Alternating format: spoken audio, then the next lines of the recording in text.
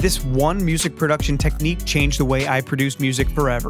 I'm not talking about an EQ trick or a simplified mastering chain. This technique is solely based on how you set yourself up to succeed. The easiest way to do this is by setting up project templates. If you want to see how I set up my project templates, stick around for just a second. Also, make sure to stick around to the end of this video if you want to download this production template for free. Now, say you have a track that you made from scratch that contains 25 channels. Now let's say you have an instrument and 3 effects on each. That's 75 tools you'll need to open and adjust, while you also have to open each one of those 25 tracks. Now let's say you're a speed demon and you can open each item in just 5 seconds. That's over 8 minutes added to your projects. But I'm going to guess that, like me, it takes longer than 5 seconds and you may be loading more effects on certain tracks. So this could eventually add up to 10 or even 20 minutes. And that doesn't even account for making all of your processing changes and tweaks. If you have common adjustments that you tend to make frequently, you can set them up in advance so you don't have to do them while you're working. So now, over the course of your whole project, you could save up to an hour. Let me show you what I'm talking about. This is my master music production template. As you can see here on the right, I have all of my channels preloaded, organized by color, and summed into groups. If I expand one of these groups, you'll see it has multiple channels in it. If I expand any of those channels, you'll see that it's preloaded with an instrument and its necessary effects. All the way down at the bottom, I have all of my sends and returns set up as well. So now instead of taking time to load these things, I can simply start producing. Now let's open up a fresh project and show you how to make your own project template. Here I've opened up a new instance of Ableton, but you can do this in whatever DAW you use. To start making your template, add an audio track and a MIDI track. You can do this by right-clicking and selecting Insert Audio or MIDI track. On a typical channel, I will add a gain plugin and an EQ. On the MIDI tracks, I will also add whatever instrument I need. So let's make these first and continue arranging our template. Here I have my gain plugin. I'm going to set this gain level to -12 dB. This will give you plenty of headroom as your project fills up with more instruments. Now I'll add the EQ, set up my standard low cut, and then turn the EQ off. I'm doing that because I'll only turn that on if I need to use it. Now you'll want to copy these to the MIDI tracks as well and add a temporary instrument. For this, I'm just going to grab any random instrument and drop it on. Now let's add one extra audio channel and rename it Premaster. I'll explain this more in depth shortly.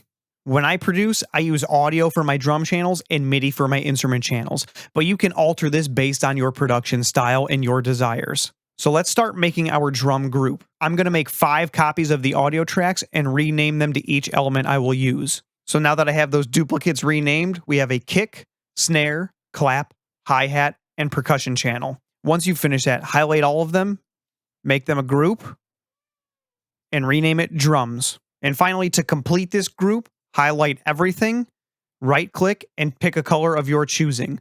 For drums, I like red. Now that you have your drum bus completed, do the same with all of the instrument groups you'll intend to use. Copy a single bass MIDI track, right-click that, and make it a group. Rename this to whatever instrument you'll want. In this case, I'll call it bass. Now simply add your preferred instrument or plugin that you'll use. I'll use Complete Control for mine. The reason I only use one track in my instrument groups is because I found it to be less cluttered long-term. So if I'm going to load a preset, I'll simply duplicate the existing channel so I have a spare if I need. Go ahead and turn that instrument or plugin off. That way you save CPU until you actually need to use it, and then highlight your group again and pick your desired color. For bass, I like this purple hinted color. Continue this process with all of your groups that you think you'll need for your specific style of music production. For example, I use these groups: instruments, drums, bass, pads, synths, and sound effects. As you add your groups, don't forget to add your bus processing to each one if desired. For instance, on my drum bus, I may add an EQ and a glue compressor. Once you have all of your groups set up and color-coded, your template should look something like this. Now let's move on to the Premaster channel that we set up earlier. The Premaster channel is where you want to sum all of your audio from each group. This represents your whole mix and cuts down on clutter. So if you have any mixing plugins, you can use them here to keep them off of your master channel. By doing so, you can keep the mixing and mastering process separate from each other. To sum all the audio channels here, simply go into the audio routing of each group and send it to the Premaster channel. Continue this till all of your groups are summed to the Premaster channel. Now double check to make sure that the Premaster is routed to the master. If not, make sure to change it now. Finally, add your desired mixing plugins.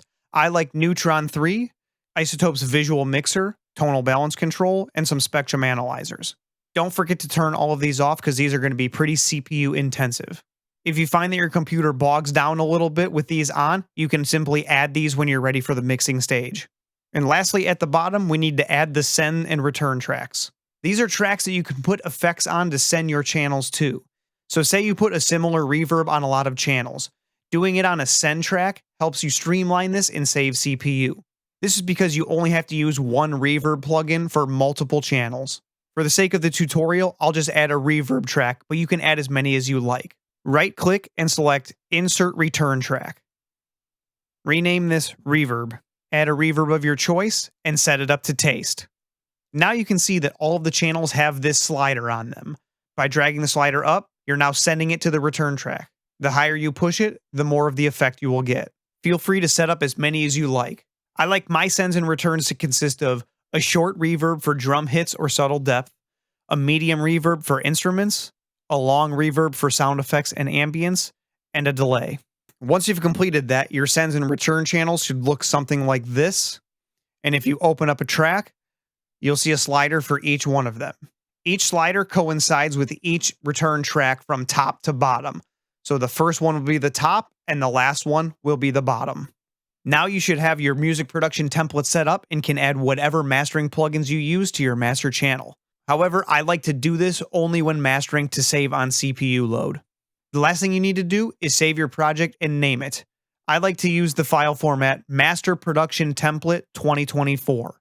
Once you've done that, make sure to make a copy of your music production template on the off chance that you overwrite it with a project. Now you can open this project template up and get right to producing instead of searching for sounds and plugins. If you'd like to download a copy of this music production template set up with stock plugins to use as your daily driver, click the pinned link in the comments or click the link in the description. If you want to hear my top 11 tips to transform your music production in 2024, stay tuned for my podcast that's releasing on New Year's Day.